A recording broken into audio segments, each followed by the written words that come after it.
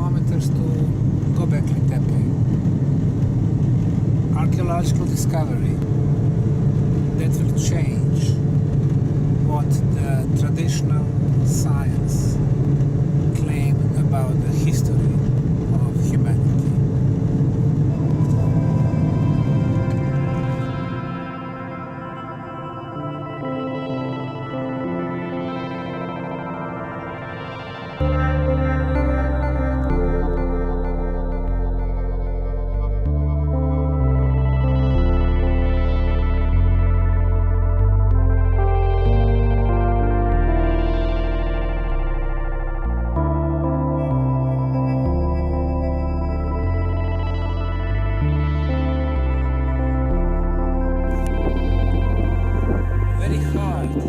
Crystalline limestone was used to make megalithic T-shaped monoliths in Gobekli Tepe.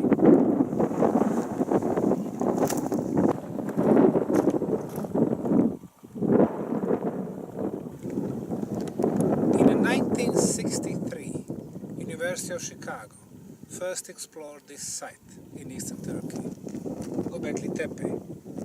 At that time, more recent cultural layers, including Islamic one, prevented them to dig deeper.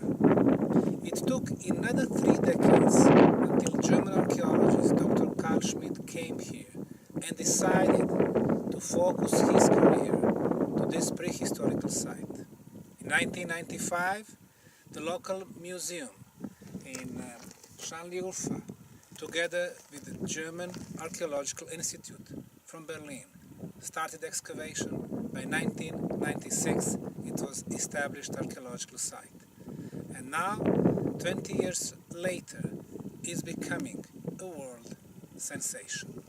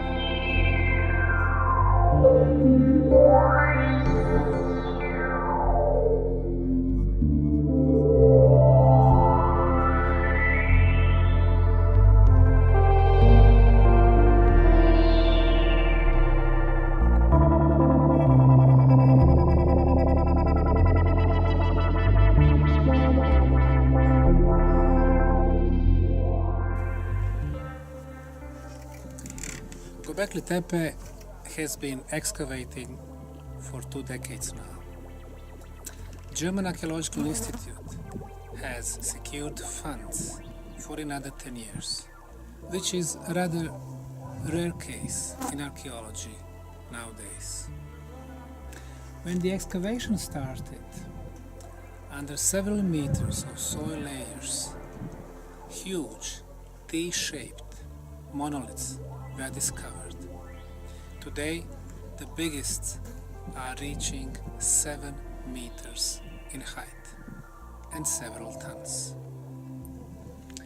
What was the purpose of those T-shaped megaliths? Hard to say.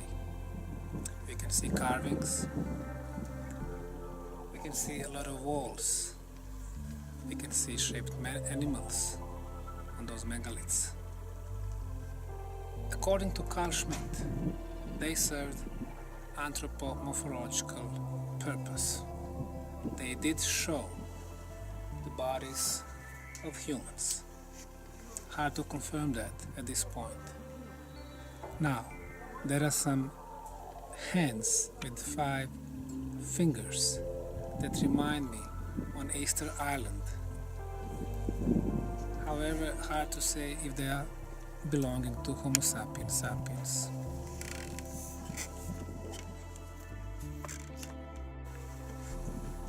High relief or flat carved animals, even some human bodies with the birds' heads, that predates for thousands of years art as we know it in Middle East, Northern Africa, Asia or Europe. According to the radiocarbon datings of animals and humans' bones, we are going back 12,000 years before present, even 13.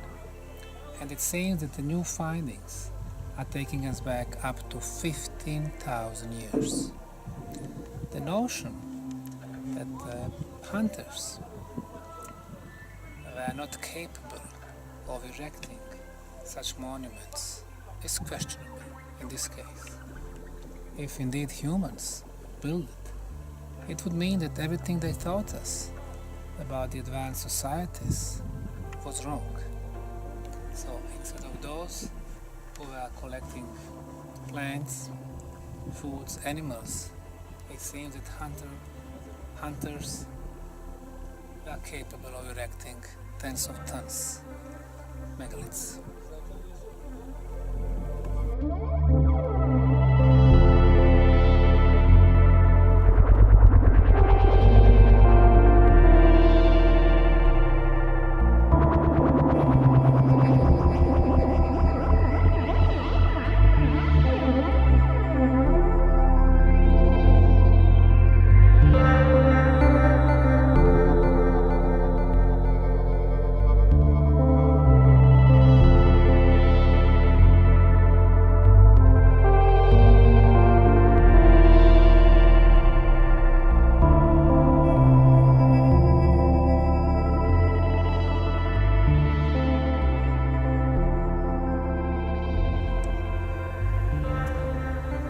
The whole site was abandoned, and it seems that the original builders wanted to hide what's been here. All is done in a hurry. They built dry walls with the backfill material and meters of this material covered those T-shaped megaliths. Interestingly enough, they did not use soil, but pieces of stones, animal bones, and human bones.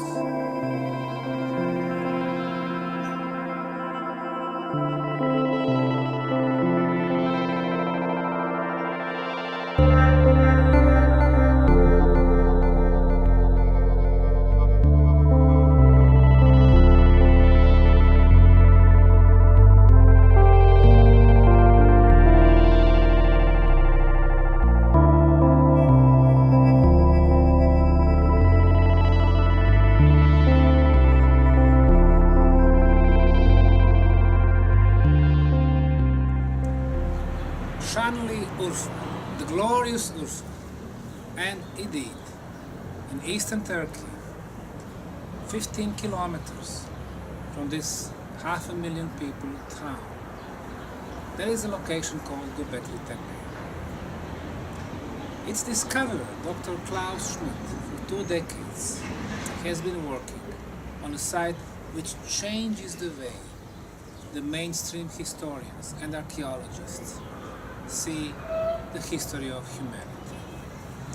In his most recent published paper, Dr. Klaus Schmidt, which he named Gobekli Tepe, the Stone Age Sanctuaries, New Results of Ongoing Excavations, he claims that Gobekli Tepe was not used for the habitation. It does have round megalithic structures, and the area is about 9 hectares.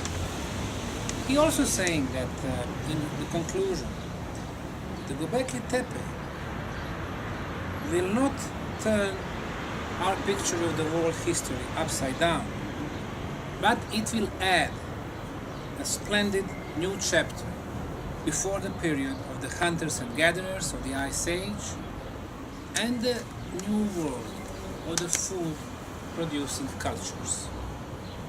Even though the role of Dr. Karl Schmidt is exceptional, and I commend him for this discovery and very precise and detailed work for 2 decades, I disagree with his conclusion. There is no chapter between hunters and food gatherers and Neolithic agricultural society. There is nothing in between. It's either or. It's very obvious that hunters did not build this site. They had no technology or engineering skills. Somebody has carefully chosen, planned, shaped, and erected pillars, tens of tons in mass. They were not hunters, they did not have tools. And they were not agricultural society, because it came much, much later. The problem with Dr. Karl Schmidt is that he's been financed by the German Archaeological Institute from Berlin and another important archaeological institution from Heidelberg for 2 decades now.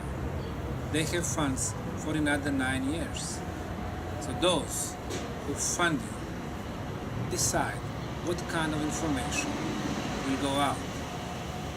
They try to fit this discovery within a known history of humans, but it is impossible. It is very obvious on those huge pillars with the animals they represent that they are wild animals, millennia before domesticated animals, thousands of years before domesticated plants. It was not agricultural advanced society, and they were not hunters either. It was somebody who had technology.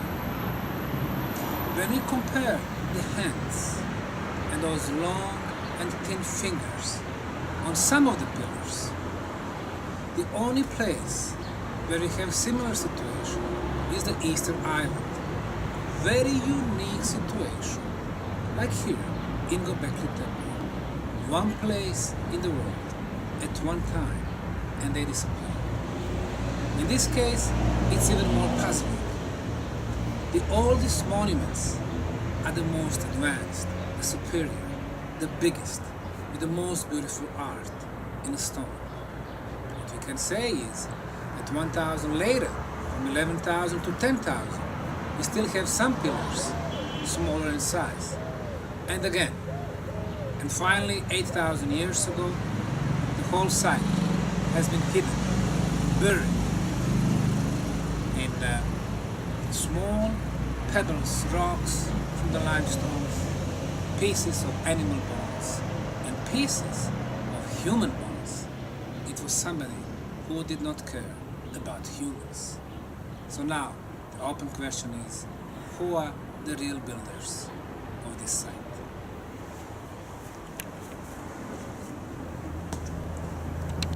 The museum in Şanlıurfa, Eastern Turkey. Gobekli Tepe is a location which, according to the results, is about 12,000 years. The leader of archaeological excavation thinks that it goes even much longer in history, 15,000 years. This is the location that puzzles the mainstream archaeologists. Some of the American anthropologists 10 years ago were saying it simply should not be there. But it is there, has to be researched. Questions need to be answered. Who? When you see those long fingers, you are aware that they do not belong to Homo sapiens sapiens. Hominids, yes, but intelligent man as you know it, no. You can see that bedrock was carefully flattened and then huge pillars were erected in one piece. Somebody was able to shape extremely hard limestone, transport it, and then erect it. And for that, you need technology. It's not enough to have the primitive labor with ropes, like the previous ideas about the builders of Egyptian pyramids. High relief on those beautiful pillars represent the art, the symbolism.